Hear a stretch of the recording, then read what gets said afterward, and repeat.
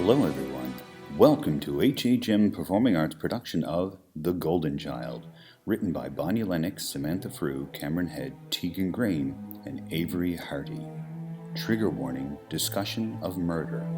Our show begins with two monologues by Silas and Mashreka Mahmood, inspired by two famous novels. See if you can guess which ones. For the safety of our performers and to keep our lawyers hungry, please turn off your cell phones and absolutely no photo, video, or audio recordings of any kind. We'd rather not go to court. Now sit back, relax, and enjoy the show. And turn off your phones. We can see you.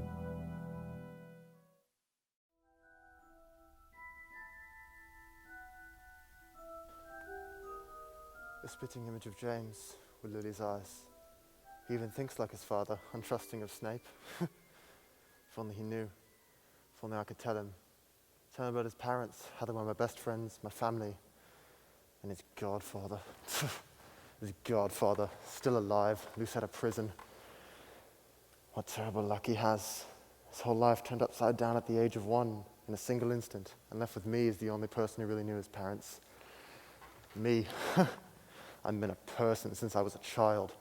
That sick greyback, he took everything from me, from my family. Simply because my father knew him for what he really was, a dangerous criminal and a werewolf. So I get to pay the price, turning into a monster just like him every full moon. I can't give the child what he needs, a proper home, a family. I could never. I'm half broken, a shell of a person. I could never do for him what James and Sirius and Peter did for me, took me in and gave me a family. I might as well have died with his parents that night.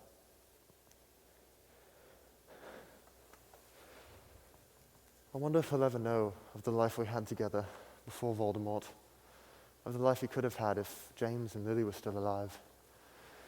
He would have grown up in the wizarding community with loving parents, where he belongs, with everything he could ever need or want. He wouldn't have had to been raised by those, the wicked aunt and uncle. They hated his parents, and I'm sure they hate Harry. I'd take him with me myself if I wasn't such a danger to everyone around me.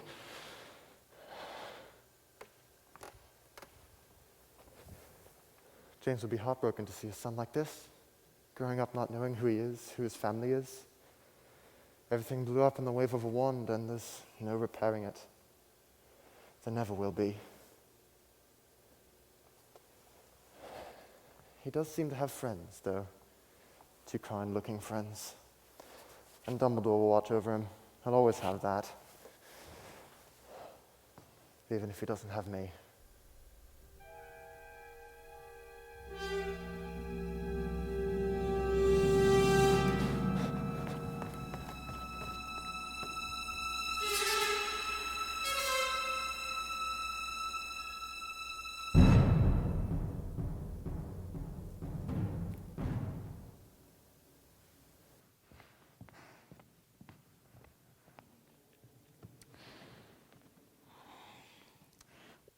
We need to talk about what you said today about the cafe. I know you're powerful and you have your pride, and I know you think I can't understand your kind, and while you're right, there's something else I can't understand either. It's this fear you have of the cafe. You say that it can see the future, it knows the future, everything you're ever going to say or do in any scenario. Makes it an irritating conversationalist, sure, but not... Okay, calm down. I'm here to help you, right? You know that. And to do that, I need to know what's going on, and I accept that part will come with time, so just for the time being, I need you to listen. Quoth seems to believe you about the Cathay, but doesn't it seem contrived? I mean, the Cathay gives a boy a flower, one thing leads to another, and suddenly there's a civil war? Things don't work that way. It's too much coincidence. You say that the Cathay sees the future as we see the world, but instead of looking and choosing the easiest path forward, it simply picks the most disastrous one. But if you knew that, and you knew it was trying to steer you, wouldn't you just do things differently? I mean, it gives you a flower, and you just sell it. Quoth even brought that up to you earlier, and just came up with another more catastrophic result out of nowhere. By doing that, you're not actually proving anything. You're just coming up with excuses to prove a point that only serves to make you more miserable. Stories have taught you to fear the Cathay, and that fear is making you stupid. Hey! Are you listening to me? The Cathay set all of this in motion, okay? If you attack me now, terrible things will come of it. Hey! Well, are you listening to me? If you don't attack me, terrible things will come of it. Are you listening to me? Are you finally awake?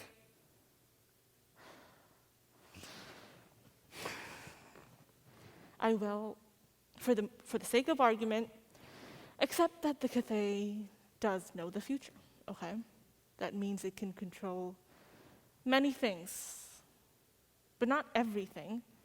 The fruit you had this morning was so sweet, wasn't it? I mean, if the Cathay is truly as malicious as you say it is, it would harm you in every way possible. But it cannot.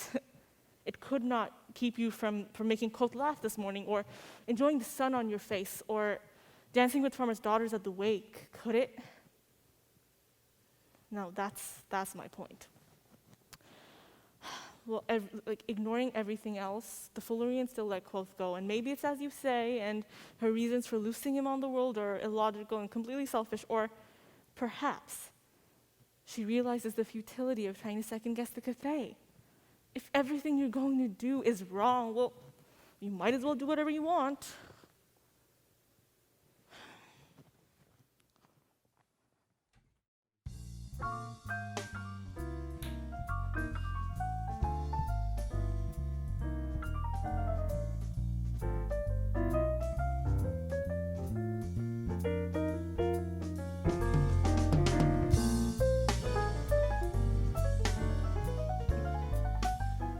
A picturesque house with a lane to the door and an oak tree in the lawn.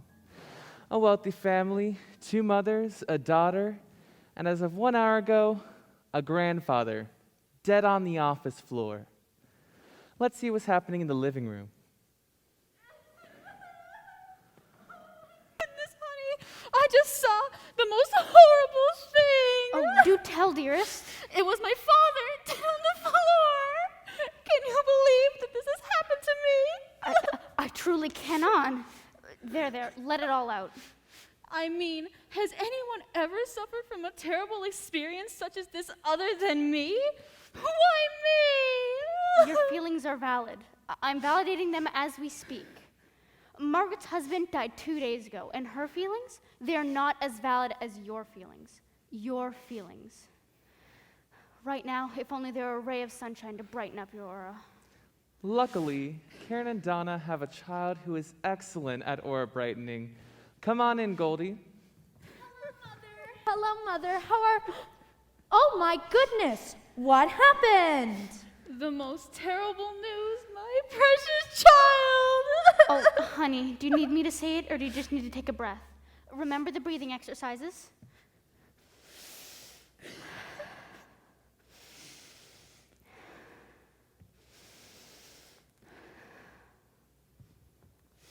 Your grandfather has died. Oh, dear. That's so sad. How could this happen? The golden child knows exactly how it happened. Enter Karen's brother Tom, who found out about his dead grandfather when Karen called him about 25 minutes ago. He's a lightly sleazy stolen watch salesman who fell out with Karen in the late 80s. She didn't approve of his watch theft, and he didn't approve of her being irritating. And then she said that he should move back to Wisconsin and find a wife or a real job. And then he pointed out that she didn't have a real job either. And then Karen pointed out that making soap infused with essential oils is totally a legitimate job. And then he said that nobody cared about her hippy-dippy, tree-hugging, anti-vaccine, peace and love garbage. Anyways, here he is. Karen, it's been a while. Oh, great, Uncle Tom. I mean, why, hello, Uncle. Don't talk to your uncle, sweetie. He'll taint you with his incredible mediocrity. I can handle being in the same room. Listen to your mother, dear. You are my mother. Yes, and I agree with your other mother. Go play in the hall. Fine. Or, okay, whatever you say, Mother dearest. La, la, la, la, la, I'm leaving. La, la, la, la, la, la. Please, continue your sibling dispute, dear. Oh, thank you, honey. What was I about to say? Oh, right. Hello, Tom. How is your business? Now don't give me that tone, Karen. You know I'm the most well-respected watch salesman in all of Wisconsin. That's not why I'm here. You got any more news about Dad? Well, I was so overwhelmed by the terrible scene. I can't believe I managed to see Goldie's look-alike American Girl doll beside his body, with blood on it. There, dear. Remember what Deborah said at Pilates last week? Any bad memory can and will be buried deep, deep inside of you if you try hard enough. Oh, Karen, that's horrible. I can't imagine who would want to do that to Dad. But you said you found Goldie's bloody doll next to the body? I know it's terrible, Tom. What are you implying? Yes, Tom. What are you implying, you dunce? Hey, now, I'm not trying to play anything here. Don't be ridiculous. I'm just saying it's a little odd her doll was there. She forgets her toys everywhere. Karen, darling, your brother is making my aura angry. Don't worry, honey. He's leaving. You can't kick me out of my own childhood home. What kind of example would that set for your daughter? What would you know about raising a child? You're a crook. You know what? I can tell that you two need a moment. While I have done literally nothing wrong, I'm going to go downstairs, not eating the last of the crackers, and not eavesdropping. Tom leaves, the stolen wristwatch in his pockets clinking as he exits. And Karen and Donna are left to stew over the conversation. That man cannot be related to me. I'm a woman of logic. He's a sack of skunks. I manifest that he will soon come to his senses. I mean, what kind of idiot has to think that it's strange to find your daughter's most beloved doll absolutely covered in blood beside your father's dead body? I mean, it happens all the time, right? Right. I mean, she's left her toys up there before, hasn't she? Not that I can remember. Oh. Huh. When she visited Tom last summer, did he say something to you about our baby's, complicated relationship with the elderly? Oh, you mean when she supposedly punched the eldest surviving World War II nurse in the nose? Oh, no. The one she supposedly, when she beat that Nobel Prize-winning Hiroshima photographer with his own cane. Oh, I thought you were about to bring up the time she supposedly spit on the Mr. Rogers lookalike. Oh, the one she supposedly called a rotten bag of blood and bones? Oh, no, honey, I would have just said that. Of course, dear. Call me crazy, but would you say that our baby may have a tendency towards violence? Hypothetically, assuming all these stories are true, I would say she does, though especially towards the elderly. Would you also say, then, that finding a bloody child's toy beside a beaten elderly man is suspicious, considering this behavior? Karen, darling, I would absolutely consider it highly suspicious. This is all hypothetical, though. Yes, this all exists in another realm as far as we know. But could it be possible? There's a pause. Have they done it? No. Alas, they have not done it. But our little scamp Tom, listening from downstairs and eating crackers like there's no tomorrow, has come to a conclusion. As dim as Karen thinks he is, his brain is certainly at least half functioning. I've got to figure out a way to tell them. I mean, it's obvious, isn't it? Goldie killed Dad. The bloody doll next to the body, her history of unaggravated assault against the elderly, how she would always flip Dad off behind his back. It's obvious she's the murderer. Oh, but they won't believe me. They don't believe a single word I say. Besides, they love that kid. They think she's perfect. It's disgusting. They practically worship the ground where she walks. But Torp, if I see right through that act of hers, I know that she killed Dad. Something about you stopping it? Yes, I need to stop her. No more shall suffer the fate of my father. No more shall have the life beaten out of them by a small plastic doll. I know what I must do. I don't care if they don't believe me. I don't care if Karen calls me crazy. I need to at least try to open their eyes to the monster that they call Goldie. Tom is set on revealing the truth. Upstairs, Karen and Donna mull over their suspicions. Donna, honey, I have been thinking, how could we have ever thought that our precious angel would do such a terrible thing? I have been wondering the same. I feel awful, just awful. She's a ray of light, a little slice of heaven. I need some eucalyptus. Eucalyptus was very important to Karen and Donna. No, you are not the one at fault here. No one is. I mean, we're wonderful mothers. Well, you are right about that. And besides, our little Goldie, a murderer? She doesn't have the guts. No, never. We raised such a sensitive little child. How on earth would she even know how to kill someone? Listen, you can find anything on the internet these days. But our little Goldie? She still watches Sesame Street, I swear. She's not as nearly rough and tumble as we were back in the day. I love her more than anything, but she's just a little baby. Karen and Donna, oblivious as always, fail to realize that their child is listening from the hall and positively seething over this belittlement. How dare they? How dare they speak so low of me? How dare they act as if I'm nothing but a pet to be swaddled and played with? I'll show them, oh yes, I'll show them I'm more than just their stupid little girl! She starts to pace up and down the hall, positively shaking with rage. Picture the angriest person you know, and then make it a small, blonde child. This was the greatest betrayal that she had ever experienced in her short, sheltered life. I'll tell them, yes, I'll tell them everything. I mean, sure, I might get sent to jail and spend the rest of my life in misery, but they'll never be able to deny my abilities now! Thrilled with the prospect of validation for her crime, she flings open the sitting room door. Oh, mothers! You scared me. Oh, we're always doing that. You go. No, you go. No, you go. Shut up!